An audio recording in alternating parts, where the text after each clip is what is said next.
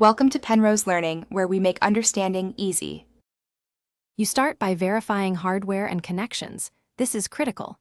Check that your Xbox Series X or S and your display both support 120Hz.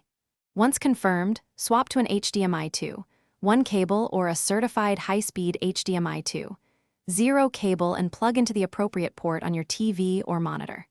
Next, go into Settings, Display and Sound, and choose the highest compatible resolution. Then enable 120Hz in refresh rate options, and turn on Auto HDR or VRR if your screen supports it. Once done with basic settings, dig into advanced options. You should enable variable refresh rate, VRR, on the Xbox to smooth frame pacing. This helps when frame timing fluctuates. Then, on your TV or monitor, enable game mode and turn on the specific HDMI ports 120Hz or HDMI 2. One feature, some displays require per port toggles.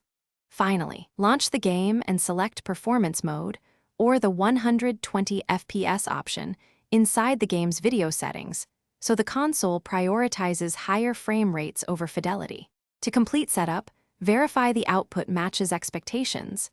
Check the Xbox display info and enable an FPS overlay or diagnostics in the game to confirm 120Hz or 120 FPS.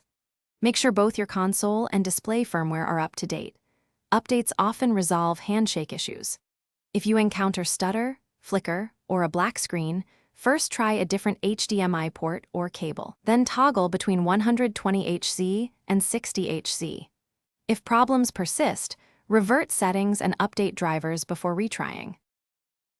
Thanks for watching. If this was helpful, leave a like and consider subscribing. See you next time.